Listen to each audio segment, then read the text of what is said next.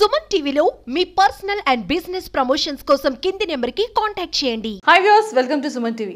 బేసిక్గా AP elections హడావిడి మాత్రం మామూలుగా లేదు. రిజల్ట్ కోసం చాలా మంది జనాలు వెయిట్ చేస్తున్నారు. అటు కూటమియా ఇటు వైఎస్ఆర్సీపీ అని. కొంతమంది మాత్రం 50% కూటమి, 50% వైఎస్ఆర్సీపీ. బట్ ఈరోజు నాతో పాటు ఉన్న west Rayalaseema X MLC candidate అనమాట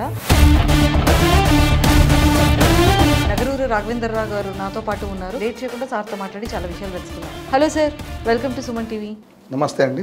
సార్, ఇక్కడ west Rayalaseema X MLC candidate and అలాగే ఇంకా మీ గురించి చెప్పాలంటే ఏం చెప్తారు? రాష్ట్ర కార్యవర్గ సభ్యుల్లో ఏరియా తరపున కార్యవర్గ సభ్యుని నేను. మీ ఫ్యామిలీ బ్యాక్గ్రౌండ్ ఏంటి? మాదంతా బిజినెస్ బ్యాక్గ్రౌండ్. నాన్నగారిది రియల్ ఎస్టేట్ అంతా కన్స్ట్రక్షన్స్. దాని తర్వాత అమ్మగారు 1999లో కార్పొరేటర్గా మా కర్నూలులో నరసింహారెడ్డి నగర్లో గెలిచారు. సార్, ఇప్పుడు నాకు ఒక పెద్ద డౌట్ ఏంటి అంటే, ఖచ్చితంగా బిజినెస్ పీపుల్ అండ్ అలానే రియల్ ఎస్టేట్ వాళ్ళు ఎందుకని పొలిటికల్ వైపు ఎక్కువగా మక్కువ చూపిస్తారు?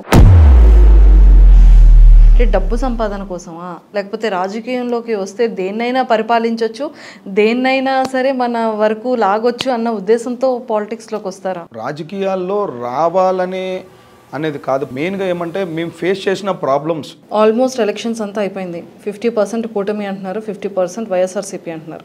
మీ పాయింట్ ఆఫ్ వ్యూలో ఖచ్చితంగా అఫ్కోర్స్ కూటమి అంటారు. నేను ఒకటి చెప్తాను మేడం, ఒక ప్రభుత్వం ఏర్పడినప్పుడు దానిలో కీలకంగా వాళ్ళు ఏం అమలు చేస్తారు, ఏం డెవలప్మెంట్స్ చేస్తారు, ఆ డెవలప్మెంట్ చూసి అవతల వాళ్ళు ఓటేస్తారు.